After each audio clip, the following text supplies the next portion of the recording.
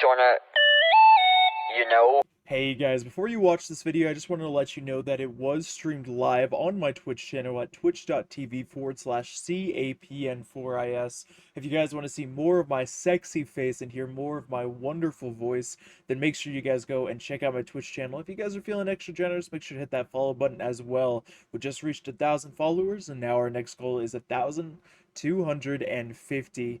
I did want to also let you guys know that this is going to be the first tournament battle for the first Pixel Wars tournament, so hopefully you guys enjoy. It is definitely a great battle. Thank you so much to Kevin and to Pixel Wars for allowing me to create content on both this tournament and on their game. And if you guys like this at all, make sure to hit that like button and that subscribe button. It helps me out tremendously and lets me know that my content is a complete shite.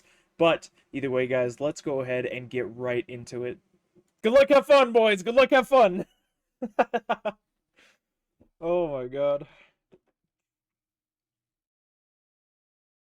Somebody's stuck, dude. Okay, alright. Blood's building is built. E's building is built. We've got shit going on, dude. I wish I had a drink right now. Alright, on the bottom half, we've got E playing as the blue ghost player. On the top side, we've got Bloodlust starting off strong with 2 resource buildings, getting his resources, collecting, trying to do farming non-existent trees, apparently. Trying to do whatever he can to be able to get as many resources as possible. Farming the sea, farming the ocean. Wow, he's actually farming the ocean right now. That's how powerful of a resource he's gathering to be able to spam out troops and prepare for this tournament battle. Looking over on the bottom side, E is doing an amazing job of getting resources. He's got his 2 wooden buildings, farming up resources, 2 miners out as of right now, going strong. Blood, there we go. Went ahead and got his second wood producer, so now he's going to be able to expand out and start collecting some decent resources. We've got 15 collectors over on the top side, 20 collectors on the bottom. 20 rock, 0 wood for the blue player, but 130 wood for the red player. He's really going strong with that wood. Rock collectors being a little bit slow on collecting the rock. Hopefully it doesn't affect Blood too much. He does have a second rock collector though, close by some newly found rocks. So hopefully they'll be able to get their resources out here pretty quickly. We've even got the third logger by E out and collecting resources, multiple different loggers, so many little ghosties going all across the map and collecting so many different resources. And we've got a 4th logger out already, getting resources building out super quickly. I'm excited to see when he gets his barracks. He's going to be able to spam out a lot of troops. Let's go ahead and look over at Bloodlust. We've got 4 loggers as well. We've got 30 collectors on Bloodlust side, 35 collectors over on E's side. The blue side, E is definitely in the lead with collectors, but Bloodlust is not far behind. His wood and rock isn't too far ahead of Blood's either. I mean, Blood's actually got a lot more wood and rock than E right now. I think he might be saving up for maybe some food or something of the likes to be able to start getting some military production. I'm not quite sure. Now, he spent some rock to be able to get another rock building to be able to collect that resource because it is a highly important resource for this game. I don't know, I've personally found that rock is more important than wood in this game because it feels like you need a lot more rock than you do wood, and I always run into trouble when it comes to rock and food. Unfortunately, right now, Bloodlust's axes aren't all working at the same time. We've got 8 axes currently not working. He's starting to fix them slowly but surely, but that will slow him down just a little bit. Going back down over to E's side, holy smokes, he's just got so many different resource buildings. He's got 5 rock buildings and 5 loggers, really going for those resources, trying to collect as much as he possibly can. Has the farm built on the top left-hand corner, starting to get that food production, so you know he's going to get a barracks out soon, and he's going to be able to spam out a lot of soldiers. Is he going to stick with the 1 barracks strategy, or is he going to try? And another wood building. He's got 6 wood buildings. That's insane. Oh my goodness. He's really going for that heavy resource collection during this game, and it's starting to really show off. He's got 65 collectors, Bloodlust has 60, staying nearby with that resource collection as well. Over on the bottom side, E has a ton of wood right now, 310 wood, running a little behind on rock, but his miners are all just trying to crowd around the same rock. I almost would try to separate your miners into half, have some do it here, some do here, some do here, and just keep moving up with that rock. Blood is really starting to take over the whole map, though. He's expanded really close to E. His collectors are actually farming trees just outside of E's base here, so E's going to have a little bit of a trouble with that. Still doesn't have a barracks yet. No, I saw his castle and I thought that it was a barracks. Still doesn't quite have a barracks yet, so he does need to be able to get that out to be able to try and stop Blood's expansion, but we shall see. Bloodlust does currently have 2 barracks, and he's starting to spam out as many soldiers as he possibly can to be able to begin his attack, his engagement against E. I don't know how E's got 1 barracks out so far, 2 farms. How many farms? We've got 1 farm, 2 farm, 3 farm from Blood.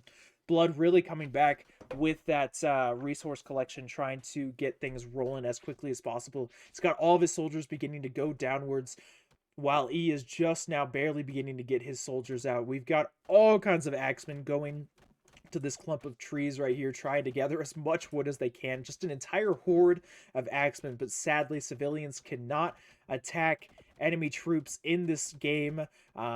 But he does have a beast mastery, so he might be able to get a minotaur out, which could be huge. If he gets a minotaur, then those swords are going to be for nothing if that minotaur gets into engagement range with them. I mean, the minotaur can get so many kills, but Blood pulling off a huge move, putting a tower right on the border of their territory, is really trying to block E in from any sort of expansion, but E is doing a really smart move. He's building a barracks over here. Maybe he might be able to actually do a little bit of a backdoor here, depending on how many troops he can build. If he just keeps enough troops to be able to defend here and just starts doing a little bit of a backdoor, moves all the way around to be able to get his castle, then that would be huge for E. But we'll see what he does. E is still ahead on collectors with 75 collectors, whereas Bloodlust has 70 collectors, but I definitely would like to say that Bloodlust is in the lead currently, just because he's spread out a lot more than E has, and he's really utilizing every single space on this map to his advantage to take as many resources as he can. Over on this side, I'm not sure if this is Blood's or E's tower. I think it's definitely E's tower because it's attacking Bloodlust troops. Bloodlust is going to go ahead and move his swordsman in to be able to try and take out this tower as quickly as possible. The towers are pretty squishy. They don't have much health, but they can do a lot of damage. Let's see. It does get one last grenade out before it finally falls. E is sending over his warriors to be able to try and take out what's left of Blood's army. Blood does not have a healer, so all of his warriors have taken a lot of damage. This is a decent opportunity to be able to take out a lot of them, but will he be able to do it? I don't know. The warriors are kind of bugging out a little bit here, trying to kill as many kills as he can. We've even got a Minotaur from Bloodlust coming in. We've got 2 Minotaurs from E as well, but they are slow. They are pretty far behind, so we shall see if they're able to make it up top in time. We got the barracks starting to fall slowly but surely. Luckily, E was able to take out one Swordsmaster, or one Swordsmaster. I was just playing Rome 2. Luckily, E was able to take out one Swordsman before falling himself. The Minotaur is almost there. Bloodlust is going to go ahead and pull back his troops, building a defensive tower on the other border between him and E, really taking a defensive stance here, moving up some priests, moving up some bowmen, trying to maximize each individual troop as much as he can. Those priests can really keep his soldiers alive for a lot longer, and the Minotaurs alive for a lot longer. Those Minotaurs have a lot of health, and the fact that the priests can heal multiple units at once is huge.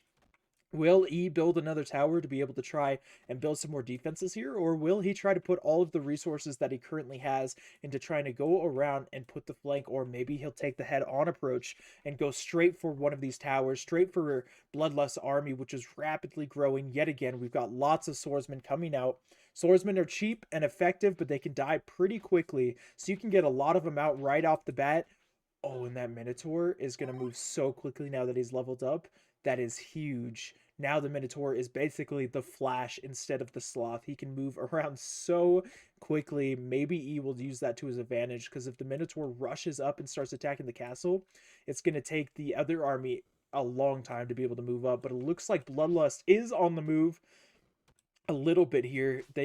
Well, I don't know. We've got a couple of towers here fighting again, just firing rapidly into E's miners, into E's axemen. Um, I don't know. Oh, I think this is E's tower. This is Bloodlust tower. So we shall see. We've got a couple of Minotaurs. We've got so many Minotaurs. A huge yo. What's up, Turnover? Welcome back to the stream, brother. We've got 3 Minotaurs down here, as well as another Minotaur up on the top. This is huge. You really putting a focus on the big, chunky, furry masses to be able to try and get as much damage in as possible. He really needs to go in and take out this tower, though, that's been placed. Is this... I can't tell, or is it this tower that's shooting at him? This tower actually... So, this tower is actually able to shoot all the way down here into the Minotaurs, and if he doesn't bring up a priest, that tower's going to chip away at him slowly but surely until they fall, and those are some expensive units. He's really devoted a lot of his resources into the more elite and expensive units, rather than putting a lot of focus into the cheaper units. He even has more Minotaurs being built as we speak. We've got 6 different Minotaurs over on the bottom and 1 Minotaur defending the top. I don't know if oh, there we go. Now we've got a priest that's coming out to be able to heal the Minotaurs, which is huge.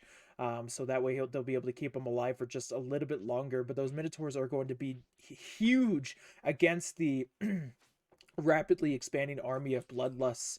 I don't know if E's expanded this way at all. If he expands this way, he's got more rocks and more trees to be able to gather as well, and more trees and a little bit more rocks and a ton more rocks up here.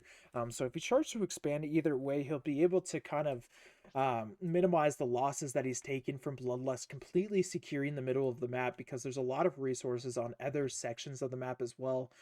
We do have a Minotaur up here. If he sends a few Minotaurs, levels them up, he might be able to rush up and just do a ton of damage to this tower or this castle and completely take it out. I'm curious to see what they are going to do. We are at a complete standstill currently.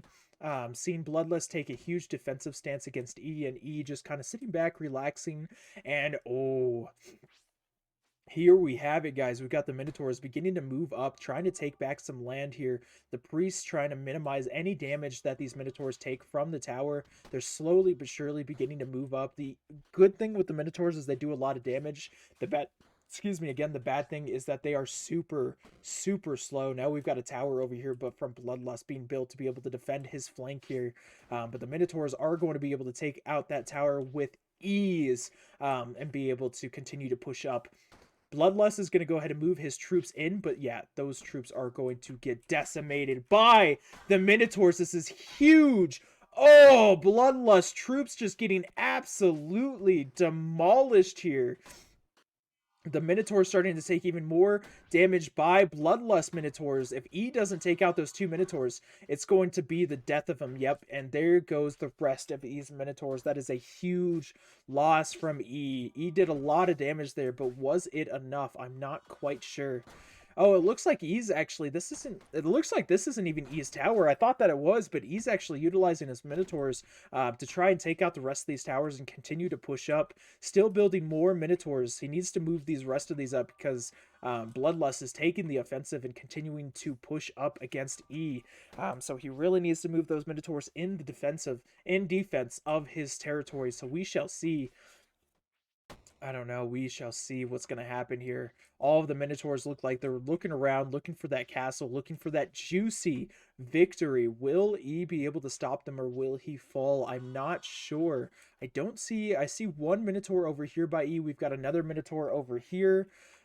Still having another Minotaur up here. I would almost just move the Minotaur up to start trying to attack the tower while he's trying to defend his troops. He's got a ton of Minotaurs up here. His castle is currently under attack. One of his Minotaurs are trying to get over there, but he's being blocked by his own axeman. This Minotaur is super quick, so he might be able to get down there quick enough to be able to save his castle, but his civilians are completely blocking him. He needs to get down there quickly. He needs to quickly get down there. Yep, there we go. He needs to move the Minotaur in to be able to try and take out these guys. He's completely falling back all of his troops to be able to defend his castle. They're slowly but surely moving down there. One of his Minotaur that was originally defending the castle has fallen. Will this 1 Minotaur that's left be able to save his castle from ultimate destruction, or will it fall? Will it smash? He has lost the battle. Bloodlust has utilized the fact that he was able to take out the right assault and push in super quickly. Holy smokes, yeah, he utilized that so well. And looking at the statistics, I mean, overall, it was a very close battle, even though Blood completely took over the middle for the resources. E was still able to really, oh no, I didn't get to see the stats as much. No, it's all right, I'll look back over it later. But well done, guys. Well done, E.